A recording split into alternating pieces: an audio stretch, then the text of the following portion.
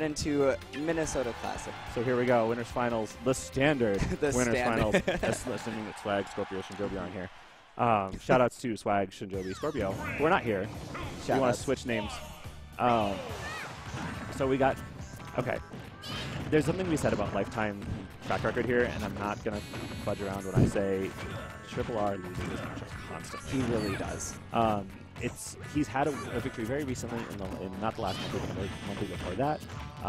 But otherwise, it's a really crappy record. And so what we're going to see here is a lot of Triple R trying to space away from Ganon's attacks, but Ganon's attacks having ridiculous hitboxes that make no sense. And him dying at 40. Triple R dying at 40. Ooh. Oh, jeez, almost gets that edge guard.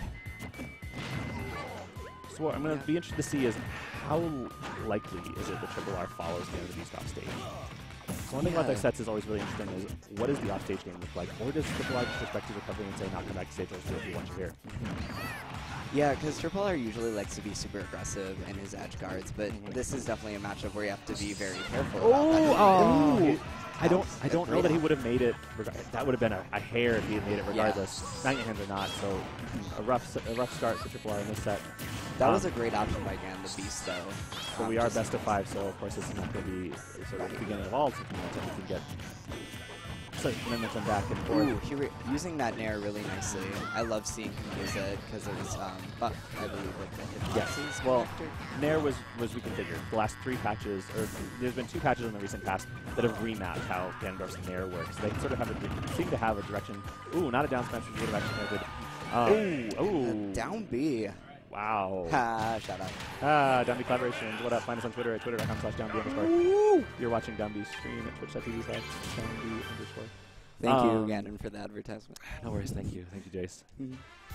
I don't know what Triple R can do here. Yeah, it's like... I don't know how this matchup This works. is like tale as old as time right here. It's just, you can theory craft, but Kirby just dies so early. He just dies. It's not the Ganondorf, so everyone likes to joke about heavies, and you sort of say, oh, heavies are so funny because you just get 3 hits and you're going to win. Right. But in this matchup, that's actually really accurate. That's entirely accurate. Well, and it seems like Triple R always starts off with like a nice string, but it just doesn't seem to gain him any momentum that he needs to carry out the game. I mean, he can get 20, 25%. He can do the whole thing. But the second Ganondorf just, I don't know, up airs, it's even. Up air, or just, up smash or forward air, anything he has. I mean, stare at Triple R's damage meter as Ganondorf attacks. Every attack goes, if not at 20, very close to 20%. Yeah. And it's just so... Jeez, 57. The way this game calculates knockback relies partially on damage dealt. And so the fact that Ganondorf deals so much damage to a light character like Kirby means that every little hit is going to have enormous knockback. Even if it doesn't kill. Wow, there was a mispunish from Triple R. I don't think he expected Ganondorf not to snap to the ledge. But that could have been actually a fairly solid forward smash punish. We've seen it before with Prince Kirby and GanonTheBeast. It was definitely uncharacteristic of Triple R to miss that, so he probably missed head. Yeah. Triple R's been missing a lot of it. I think so. Yeah. We saw a little flash box. You're right. The blue flames. Sadness. I don't know, whatever. What's interesting though is that Prince Kirby GanonTheBeast in the last two tournaments, Prince Kirby GanonTheBeast, Prince Kirby's won. Yeah, it's with very the same character. Yeah, it's a very different sort of outcome. Besides it being they're both very solid Kirby's, Triple R definitely so, but he just has trouble in this matchup. The back air being incredibly needy, but not killing. Oh, there we go. That was good. Oh, barely. Oh my God, barely made it back. God, Triple R. Can we not? Can we not? He's been running into a lot of really weird things. Which is strange, because of course once you play GanonTheBeast once, you sort of recognize that there's not. Ooh, good tech. Oh, but he read it. Nice read. GanonTheBeast said, nah, I know what you're going to do. I know you're going to panic and want to go behind me. Nah. And down air will do it. Jeez. And that's the thing. I feel like Ganon has Triple R so downloaded, but it's not the other way around at all.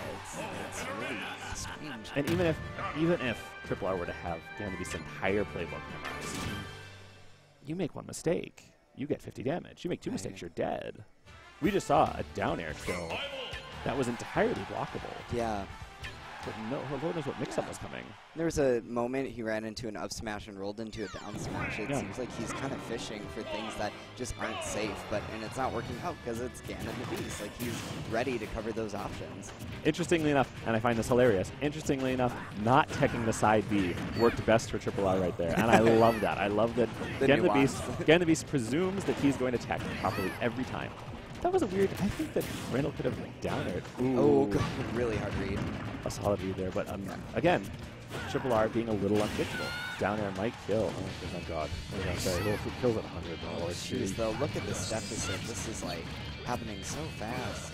I do like so Triple R in this set has been using a lot of up Bs to sort of gain damage as GanonTheBeast is off stage. I like the idea.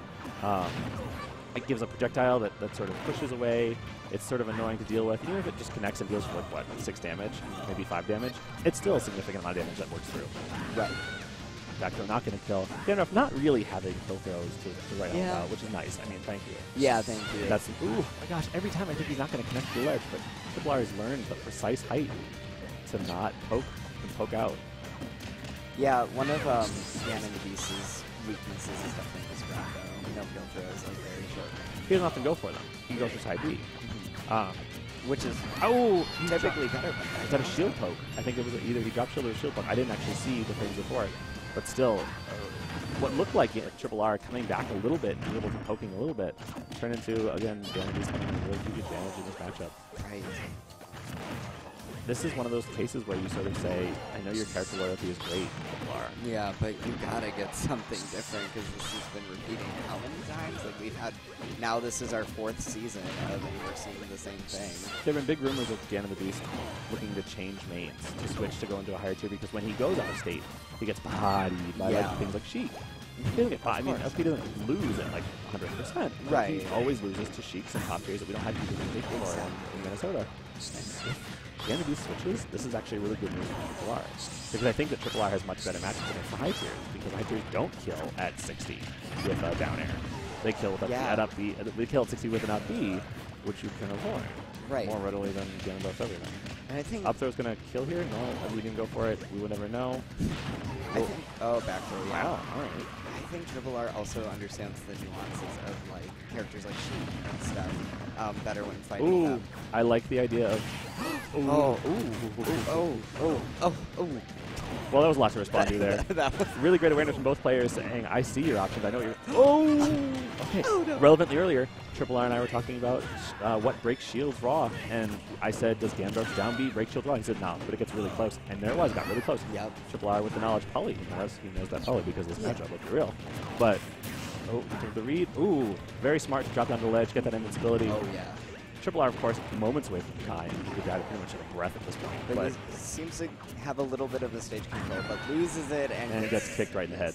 But of course, Kirby's all head. So kicked in himself. A quick 3-0 and a handshake, literally, to GanonTheBeast in winners finals. He goes on to grands now and gets to sit through 3 matches: losers semis, losers finals, and then we'll go back to grands finals. See him then there. So we get losers semis coming up next, but.